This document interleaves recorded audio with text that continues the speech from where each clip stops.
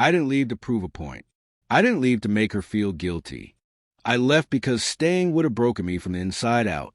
When love begins to feel like a battlefield, when your heart starts doubting the one it used to beat for, you don't wait around for the final blow.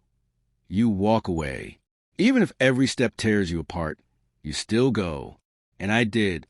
I walked away with my heart in pieces.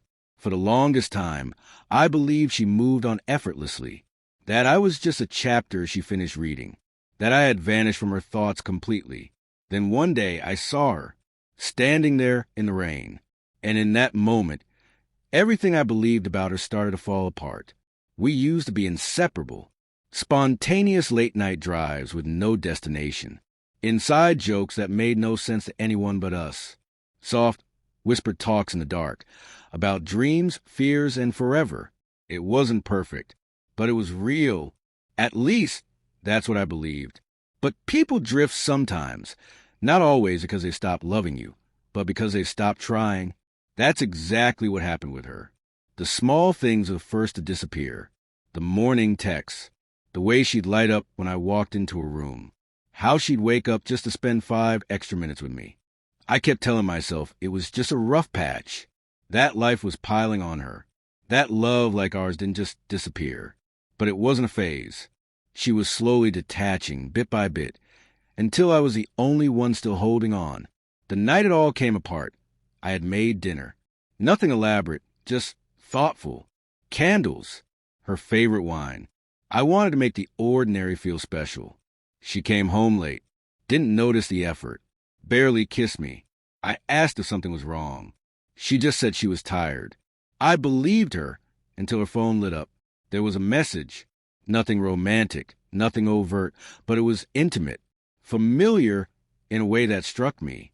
It was the kind of closeness she used to share with me, and the way she smiled at that screen, thinking I wasn't watching, that said more than any words could. That night, I didn't raise my voice. I didn't demand answers. I didn't beg. I went to our room, packed a small bag, and left. Days turned into weeks. No texts, no calls, no apology, no chase. Maybe that was her way of giving me space. Or maybe, just maybe, I didn't mean as much to her as I thought I did. That silence, it was louder than any shouting match could have been. It told me everything her lips were too afraid to say. You were easier to let go than I expected. So I did the only thing I could. I started over. New apartment, new routine, new wounds I learned to hide well. But at night, in the quiet, I'd lie there wondering, was it me? Was I never enough? Is she happier without me? I kept those questions buried deep until life, unexpectedly, handed me an answer. It was a cold, gray October afternoon. The kind of rain that makes the world feel quiet. I had just stepped out of pharmacy, hoodie pulled up, head down, trying to dodge the rain. And then I saw her, across the street, still, soaked to the bone. No umbrella, no jacket, just standing there, staring at me. My heart stopped.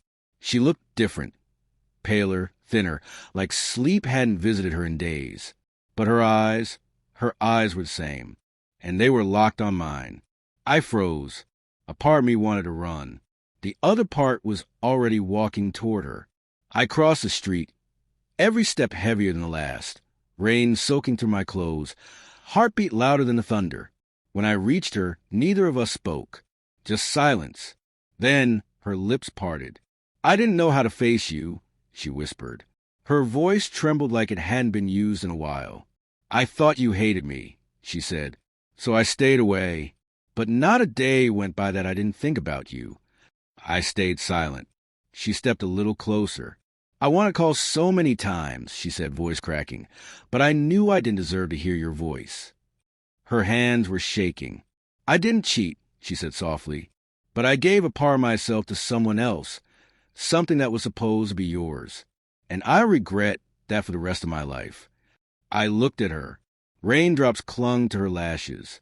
Her lips shivered from the cold. But her eyes, they didn't lie. For the first time in a long time, all I saw was raw, unfiltered truth. I don't want to rewrite the past, she said gently. I just wanted to say I'm sorry. Not because I want you back, but because you didn't deserve to carry that pain alone. Something shifted inside me.